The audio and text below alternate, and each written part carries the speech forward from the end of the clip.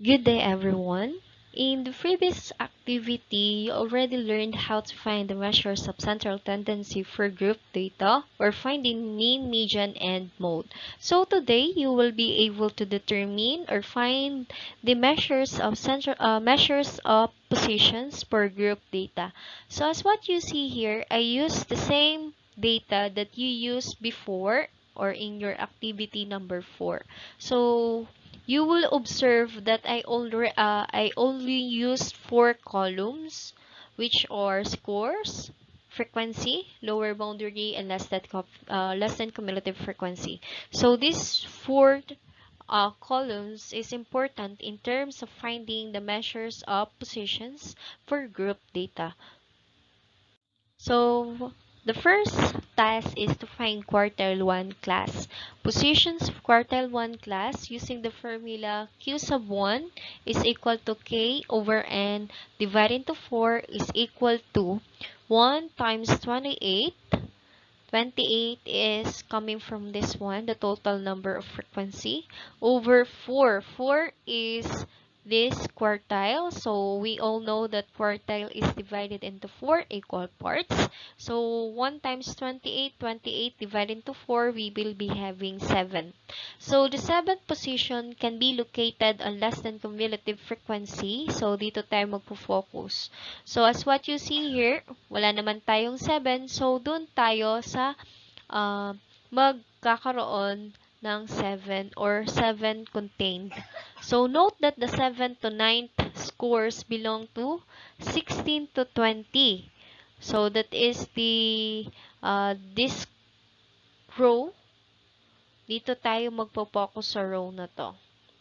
In order for us to compute for quartile 1, we will use the formula Q sub k is equal to lower boundary plus k times n over 4 minus less than cumulative frequency over frequency times interval.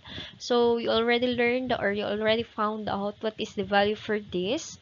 That's why we have here 7. So it is important for us to determine first the value of this bago tayo bago natin mai-substitute ang values dito. So, we have here 7 minus 6. So, ito yung 6. So, below siya noong ating 9. And then, divide into 3. So, that is the frequency for the 16 to 20. So, this 15.5 coming from this, we all know that the lower boundary of this is 15.5. So, simplify this. 7 minus 6 is 1. Divided into 3, we will be having 0.33. Multiply it into 5, we have 1.67. So, this one is equal to 1.6666. So, that is more. So, I round it off. And then, 1.67 added to 15.5, we will be having 17.17, which is approximated to 17. Remember that if we are pertaining to a score, we should have a whole number. Pero kung pera ang pinag-uusapan or we're pertaining to a value of something, we can have this decimal point. Therefore, 25% of the score in Math 10 quarterly examination is less than or equal to 17. So that is the score in terms of quartile 1. This 25% is coming from quartile 1 because that is the value of each quarter. So we know that each quarter in quartile is equivalent to 25%. So this is our final answer. 25% of the scores in Math 10 quarterly examination is less than or equal to 17. So your next task is for you to determine decile of group data. So given the data in our previous activity, find decile sub 7 of distribution. So solution, determine the interval and lower boundary less than cumulative frequency of distribution. So yun lang naman lagi ang mahalaga in terms of finding quantiles. So, parehas lang naman din yung kanyang solution. Ang iniiba lang natin is the uh, equal parts. So, alam natin pag deciles, we divide it into 10 equal parts.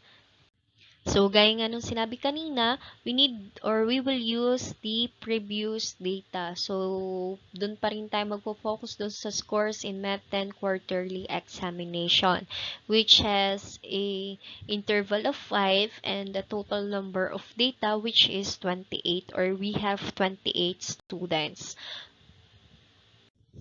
So, para mahanap ninyo yung Decile 7 class, so positions of Decile 7 class is equal to K times N over 10. So, parehas lang din naman siya. Ang nababago lang natin is yung nasa denominator, which is 10, since we're pertaining to a decile.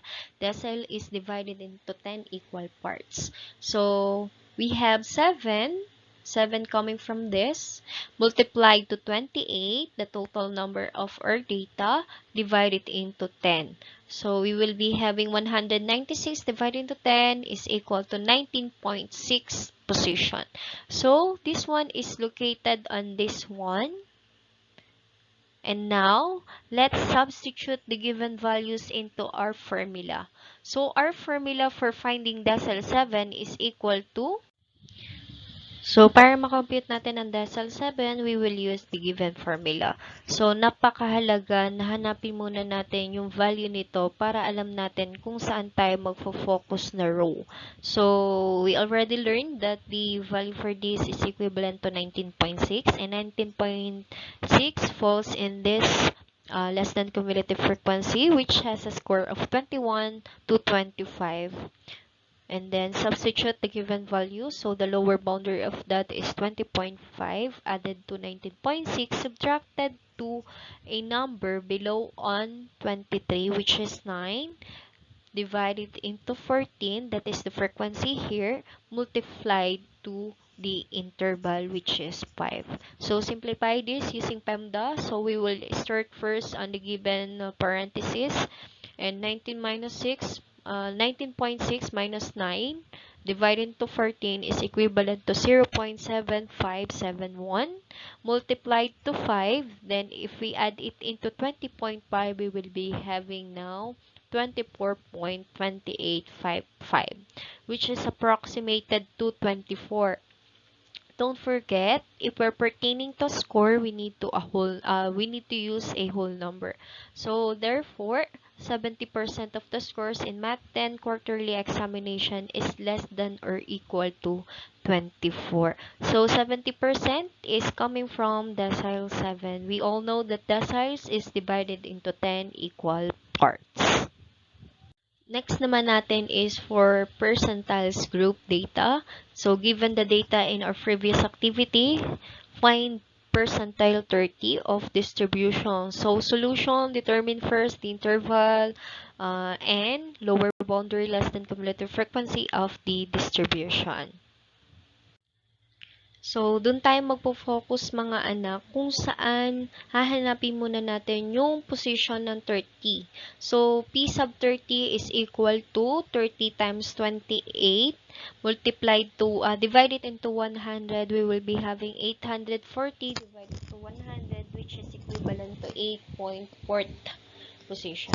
So, as what you'll see here, wala tayong exact na 8.4. So, doon tayo sa lalabis sa 8.4, which is 9. So, this means we need to find a class interval where the 8.4 score is contained. Note that the 7th to 9th score belongs to 16 to 20 class interval. Thus, 8.4 also contained therein. So, doon natin matatagpuan yung 8.4 doon sa class interval na 16 to 20. So, let's have the solutions of that. To find or for us to compute for percentile 30, we will use the formula lower boundary plus K times N over 100 minus less than cumulative frequency over frequency times interval. So, we already have a value for this para malaman natin kung saan tayo magpo-focus na class interval. So our class interval is for 16 to 20, and then our frequency to use is 3.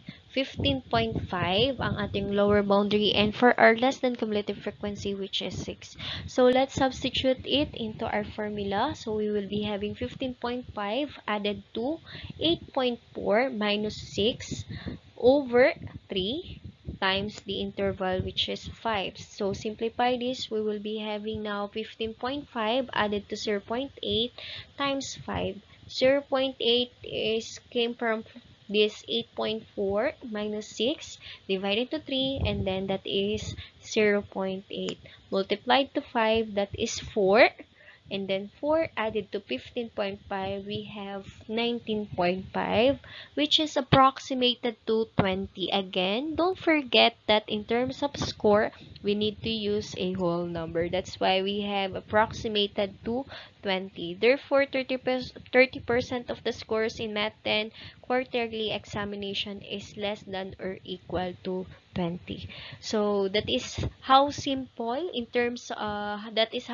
to find the quantiles of group data.